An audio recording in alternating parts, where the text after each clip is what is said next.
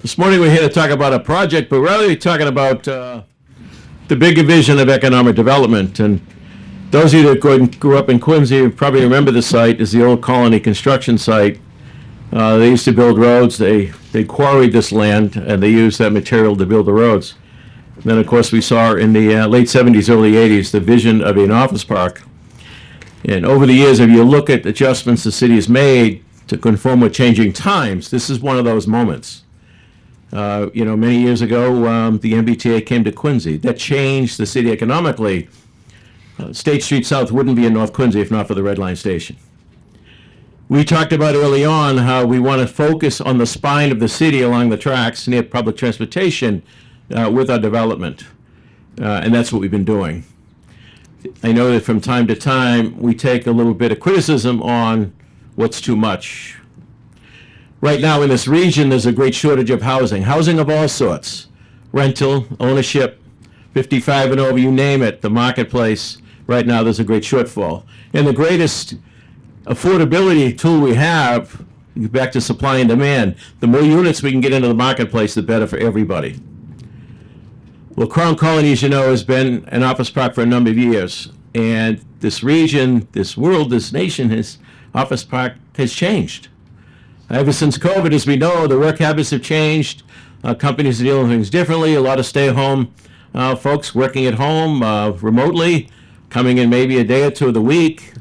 I don't see that coming back. Much like Quincy Center, when the retail shifted to the mall in Braintree, much same way across the country when Main Street kind of fell away to the malls. Who'd have thought 30 years ago we'd be building housing in downtown Quincy?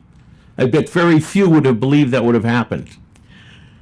But again, the city has adjusted to create our own destiny. We can't wait around for things to happen. Last year, we presented to the City Council a zoning overlay district for Crown Colony, part of Center Street, and also Newport Ave extension right by the T station. Now today, we're seeing the result of that overlay district with this investment here. Get two gents who are developers here who are no strangers to Quincy. DJ McKinnon, whose project right now is 300 units in Trader Joe's, but has had a number of projects in Quincy over the years. Joe Zink has bounced back. He had a lot of commercial property in Quincy Center many years ago, and him and DJ have come together on this project. This property, well, let me just sum it up. This project, 315 units of housing, provides housing for a much needed market. What does that do? When somebody 55 and over sells their home, that home becomes available for sale for the younger family. We know in Quincy there's a backlog. People are bidding on houses. Despite what the city council says, people want to live here. There's a reason for that. Great schools, safe city, clean city. We're rebuilding our infrastructure. 27 miles of waterfront for all those right reasons. But this will result in 5 times the property tax we're collecting today. Now, people don't necessarily make the connection between economic development beyond the project, but the taxes is largely funds our city budget, property taxes. So this keeps the teachers in the classroom, the firemen on the apparatus, and the policemen walking the beat. This has a real impact on the city's taxes. So this is huge. Additionally, you talk about construction jobs.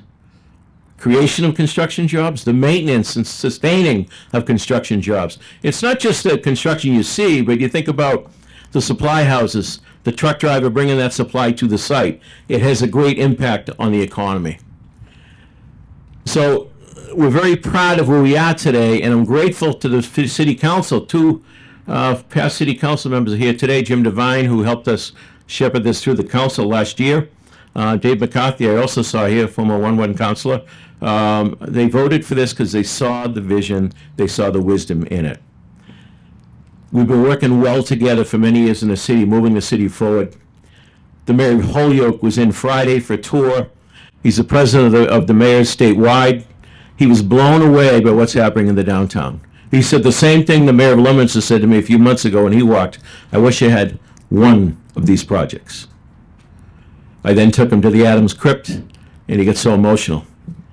He didn't realize what's here in Quincy. We know what we have here in Quincy.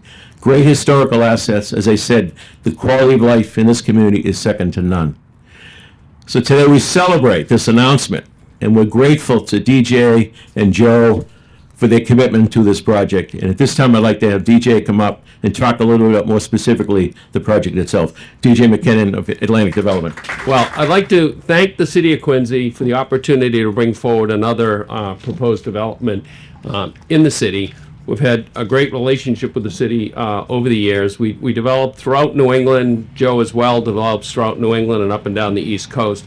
But Quincy is very forward-thinking on all their development. In this case, they put in place an overlay recognizing the changes that were going to occur in this office park, and instead of letting things deteriorate, provide an opportunity for more uses within this park. Over the years, we've developed a lot in the housing sector, as well as the retail sector, restaurants, and so forth. On this site, we purchased this last year. I'll give you a little bit of the economics. This site was assessed a couple of years ago at about $58 million when it was a viable office building, about a 240,000 foot building on this 15-acre site. It was sold on the open market. We purchased it for $11 million. Reason for that is there's just no prospect for large tenants to fill these buildings. So as a result, we worked with the city, with the planning office, with the mayor's office, looked at uses that are out there, and then studied the economics of it from our standpoint.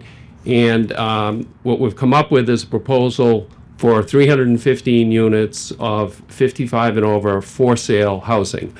We see a big demand in the city, a big pent-up demand for that type of housing, both statistically as well as a lot of comments from people in the city saying, we want to sell our home.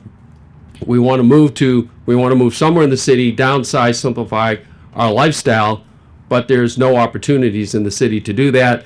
The only opportunity that would be similar to what we're proposing here is to go all the way to Plymouth to Pine Hills.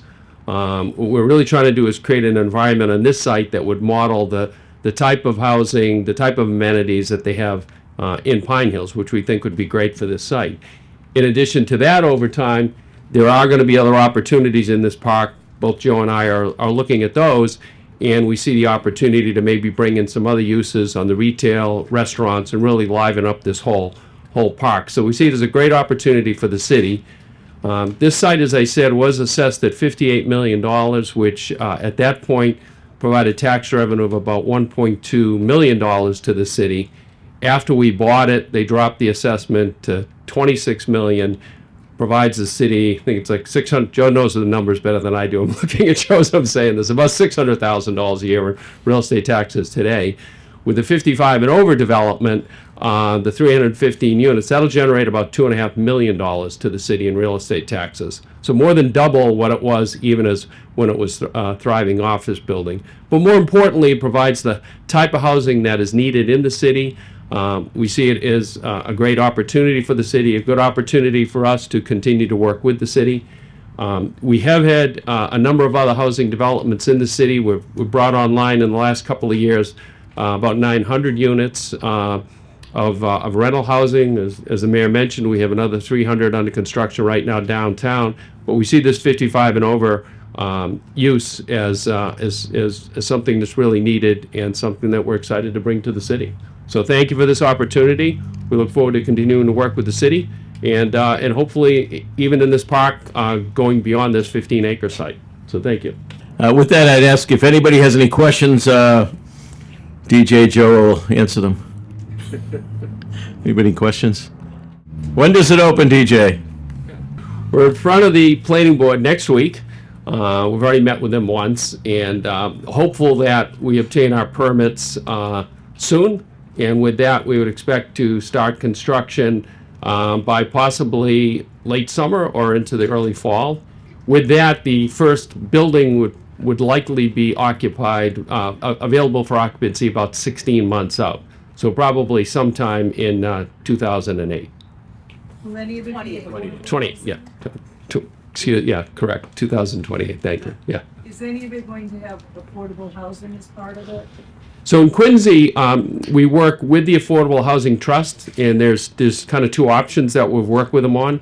One is you take a look at doing on-site affordable. The other one is you pay into a fund, and they look at utilizing that fund to create affordable opportunities, elsewhere in the city. So that's a further discussion that we look forward to having with the Affordable Housing Trust. But we'll definitely be working with the Affordable Housing Trust to make sure that that is addressed. Sure. Hi, I'm a resident of the village at Crown Colony, so Yep.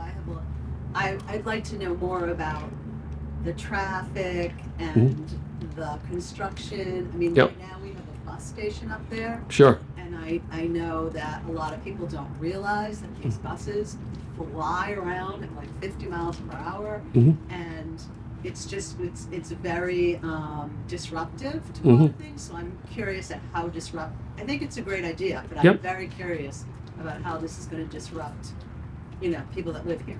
Okay, already. sure. Well, I'm going to do two things. I'm going to first give you my phone number.